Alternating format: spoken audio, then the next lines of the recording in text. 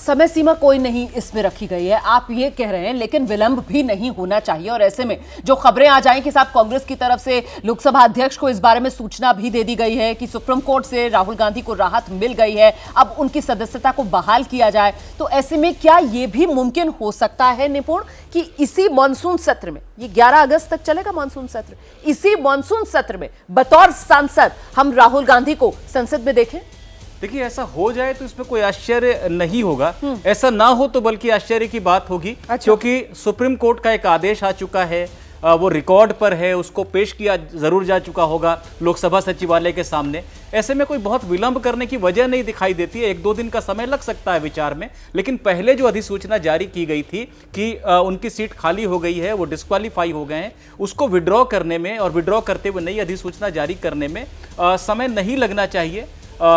हो सकता है कि लोकसभा सचिवालय 1-2 दिन के भीतर ऐसा आदेश जारी कर दे और राहुल गांधी इसी सत्र में शामिल हो जाएं। बिल्कुल, तो महज कुछ वक्त की बात है और बस उस फैसले के आने का इंतजार है। इस वक्त की बड़ी खबर और बिग पिक्चर यही है कि चुनावी राजनीति में राहुल रिटर्न्स। मैं चर्चा खोल रही हूं। सबसे पहले अखिलेश जी, मैं आपके पास आ रही हूं सर, और मैं आपसे यह जानना चाहूंगी कि जो उत्साह, जो जश्न इस वक्त कांग्रेस कार्यकर्ताओं में नजर आ रहा है, राहुल गांधी को जो सुप्रीम राहत सुप्रीम कोर्ट से मिली है, सर राहुल के लौटने से क्या सबसे बड़ी उम्मीद और क्या सबसे बड़ी आस कांग्रेस पार्टी कर रही है?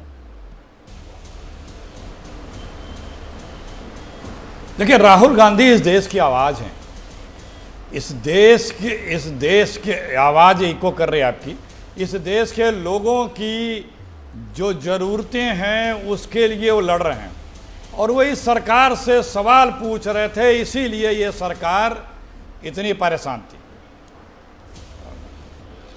मैं क्या बोलूं, पूरी आवाज मुझे सुनाई दे रही है। सर मैं इसको ठीक करवा रही हूं, आप अपनी बात रखते रहिए। आपकी आवाज बिल्कुल सर साफ आ रही है, लाउड एंड क्लियर। जी, आपका जो इको आ रहा है मैं उसको ठीक करवाती हूं सर।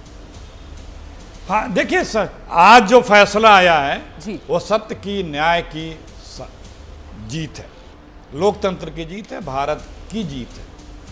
आश्चर्य ये हो रहा है कि जब यही न्यायालयों से राहुल जी के फैसले आए तो हमारे सारे मोदी जी के लोग कूद के बढ़ बढ़ करके न्यायपालिका के निर्णय का स्वागत कर रहे थे। तो आज भी तो निर्णय न्यायपालिका ने ही किया है, उसका स्वागत क्यों नहीं कर रहे हैं? क्योंकि चोर की दाढ़ी में तिनका है।